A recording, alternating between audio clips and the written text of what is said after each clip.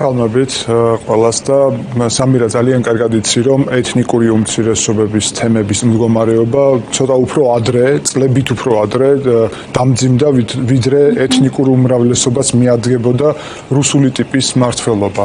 და შესაბამისად, ძალიან მნიშვნელოვანი აქ არის ის ფაქტორი, რომ ეთნიკურ უმცირესობებში ახლა ავტორიტარიზმის ხარისხი უფრო მეტად არის, ვიდრე ეს თბილისშიც იგრძნობა. ჩვენ ხო თბილისში ისე ხედავთ, რაოდენ შეიცვალა, ხო, უკვე ტროტუარზე დგომის გამო არის პრაქტიკულად, არა მხოლოდ ჯარიმები, არამედ არც კი ვიცით რა ტიპის, ხო, 60 დღემდე პატიმრობა არის კანონით.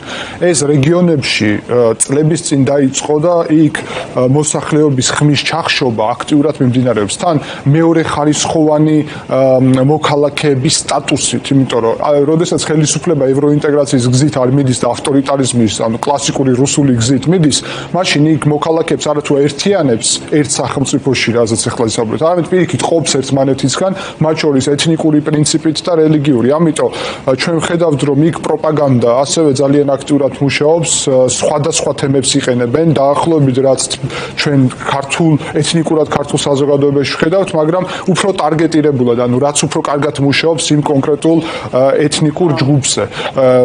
არჩევენ, რომელი უფრო ეფექტური არის და შემდეგ ამაზე ძალიან უშნოდ აკეთებენ ამას, იმიტომ რომ ეთყობა ხანდახან, რომ საერთოდ კონტექსტიდან ამოვარდნილი გარკვეული მოსაზრებები არის, მაგალითად სამცხე-ჯავახეთში, რომელიც გაურკვეველია საერთოდ რატომ არის იქ მეინსტრიმული, ასე ვთქვათ, განხილვის თემები. თუმცა უნდა ვთქვათ, რომ ქართველი სომხებისთვის ეს ბრძოლა არის ორმაგი მნიშვნელობის, იმიტომ რომ ერთი მხრივ რომ ჩვენთვის საქართველოს ჩვენი ქვეყნის ევროინტეგრაცია არის ძალიან მნიშვნელოვანი ბევრი მიზეზის გამო, მათ შორის ზოგადად ქვეყნის მომავლის გამო და ასევე ადამიანის უფლებების დაცვის გამო, ეთნიკურ უმცირესობებსაც გულისხმობს, თუმცა მეორე საკითხი არის, ეს არის ქართულ-სომხური ურთიერთობები. როდესაც ვხედავთ, რომ სომხეთი აქტიური ნაბიჯებით მიდის ევროინტეგრაციისკენ, ხო, წელს მიიღეს კანონი ევროინტეგრაციის შესახებ, რომ უნდა გაწევრიანდეს სომხეთი ევროკავშირში. მომავალ წელს არის არჩევნები და წინა საარჩევნო პროგრამაში მართველი პარტიის არის ევროკავშირში გაწევრიანების საკითხი. როდესაც აი ამ განცხადებს ხედავთ და სომხეთს უნდა დაახლოება ევროკავშირთან, საქართველოს მხრიდან ეს ნაბიჯები არა მხოლოდ არ თხავს ქართულ ინტერესებს, არამედ ჩვენი წარმოდგენით მათ შორის ქართულ-სომხურ ერთობლივ მომავალსაც არ თხავს ევროკავშირი. იმის მიმართულებით უნდა გავყოთ მდგომარეობა სომხურ თემს, როდესაც უკავშირდება. ერთი არის, ასე ვთქვათ, სახელმწიფო მოხელეები, განსაკუთრებით სამცხე-ჯავახეთში და იქ შეგვიძლია ვთქვათ, რომ სახელმწიფო მოხელე, პარტიის წევრი გადაჯაჭვულია ერთმანეთთან. პარტია და სახელმწიფო არის ერთი და იგივე და მოქალაქეებს იქ უხსნიან, რომ ლოიალობა ქართული სახელმწიფოს მიმართ არის ლოიალობა პარტიის მიმართ, მათ შორის ლოიალობა ამ ადამიანების და სისტემის მიმართ. რაც რა თქმა უნდა აბსურდულია, იმიტომ რომ კომუნისტურ რეჟიმში იყო ასე პარტია და სახელმწიფო ერთი და იგივე რომ იყო.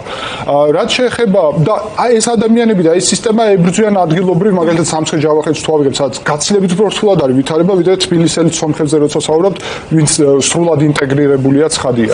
იქ ენის ბარიერიც არის. რა თქმა უნდა, იქ მაგალითად მედიას, რომელიც ჯერ კიდევ არსებობს მიუხედავად რუსული კანონებისა და უზარმაზარი წნეხის ამ დამოუკიდებელ მედიაზე, წნეხი გრძელდება, მათ შორის პოლიტიკური პარტიის, ან მმართველი პარტიის და მათი წარმომადგენლების მიერ, როგორმე ჩაახშონ თავისუფალი ხმა. თუ ეს მედია იქ არსებობს, რამდენიმე ასეთი არის დარჩენილი, რეალურად უბრალოდ იქნება სრულიად იზოლირებული გეტო, საიდანაც არაფერი ინფორმაცია არ გამოდის, არ შედის და ეთნიკური უმცირესობა, რომელიც ცალკე ცხოვრობს დანარჩენი საქართველოსგან ყველანაირი გაგებით. და ხო, ეს არის იდეალური ვითარება, იმიტომ რომ თუ ბოლო არჩევნებზე 97% მიიღეს, ალბათ ეგეც რომ გააქრონ 100%-აც მიიღებენ, კომუნისტურ რეჟიმში ზუსტად ასე არის. რაც შეეხება ზოგადად ვითარებას თემში, უნდა აღინიშნოს, რომ ახლა თემის ნაწილი, მაგალითად ეკლესია და რომელიც მნიშვნელოვან როლს ასრულებს თემში, ისევე როგორც თემის ორგანიზაციული სტრუქტურები, გარკვეული, ასე ვთქვათ, ახლა სიღრმისეულად არ ჩავალ, იმყოფებიან ერთი მხრივ ქართულ ოცნებას მხარს უჭერენ ღიად და მეორე მხრივ არიან ნიკოლ ფაშინიანის ხელისუფლების ღია ოპოზიციაში.